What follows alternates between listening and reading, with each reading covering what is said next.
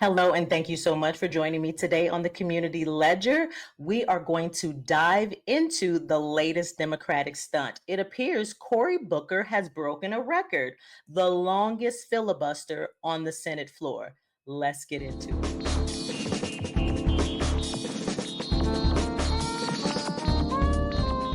Yes, welcome back to the Community Ledger. Again, my name is Andrea Banu. So today we are going to dive right into the latest Democratic stunt. So Cory Booker decides that he is going to hold a filibuster. And this particular session lasted, I don't know, over 24 hours. He stood on the Senate floor going on and on and on about how Trump is so horrible for over 24 hours. And now the liberals are going crazy as if he's actually done something impactful. Let's listen. This is a moral moment. It's not left or right, it's right or wrong.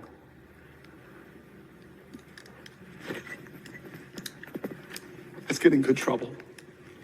My friend, Madam President, I yield the floor.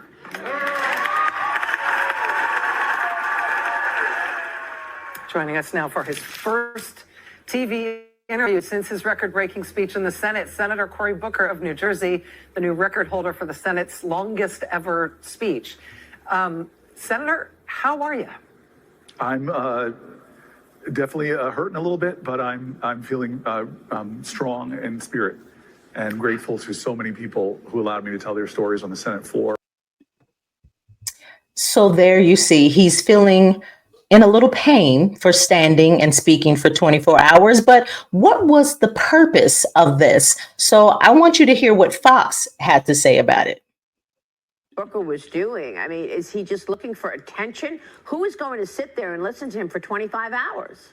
Well, basically, that was just an extended floor speech that accomplished nothing. In fact, I watched many commentators last night say, what was this meant to accomplish? To what end did you break the record of a floor speech? And look, I'm competitive just as the next guy. I once won a chicken wing contest, and I don't really like chicken wings.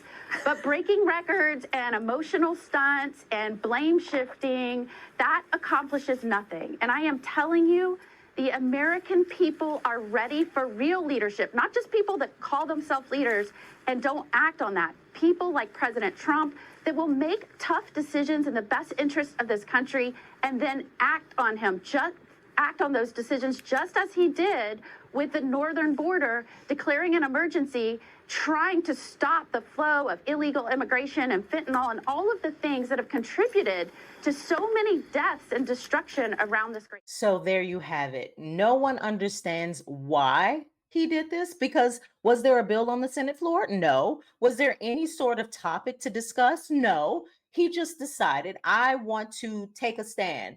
I want to filibuster and stand up here all night long and bash Trump and tell him how we're all in danger of losing our rights and losing the Constitution, et cetera, et cetera, et cetera, for over 24 hours.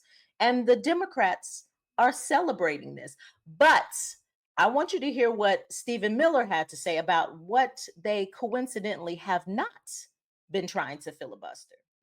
Stephen Miller. I just have to ask, what the hell is going on here, Miller?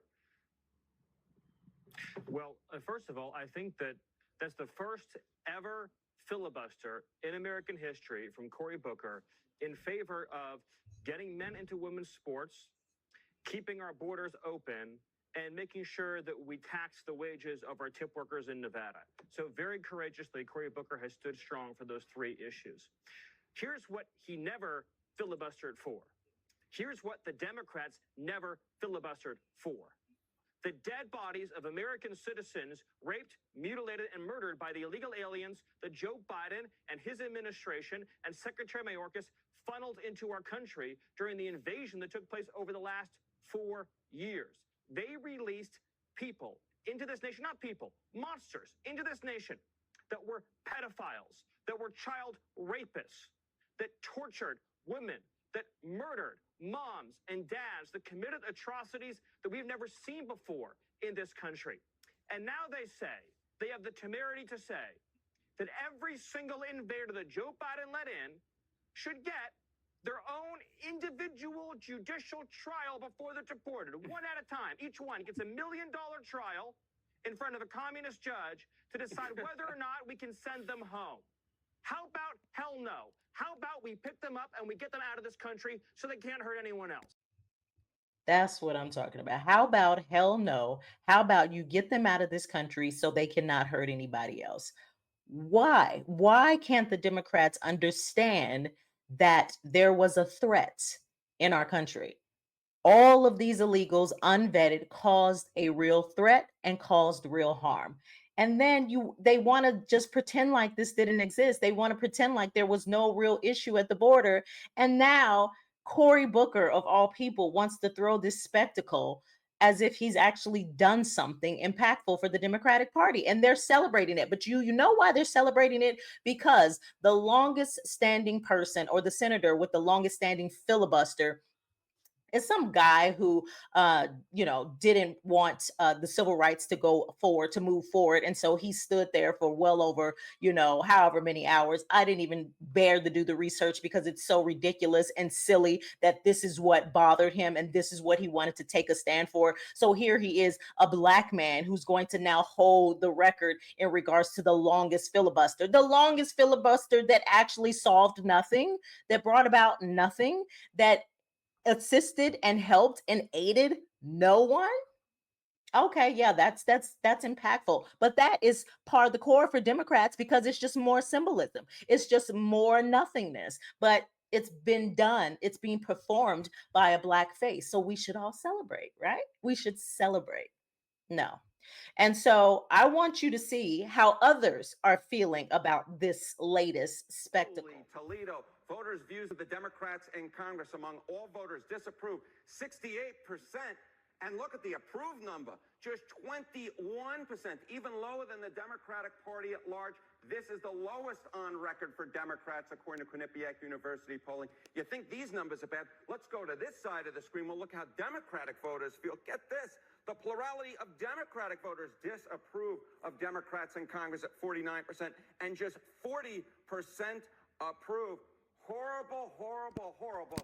Oh, my goodness gracious, you just can't get.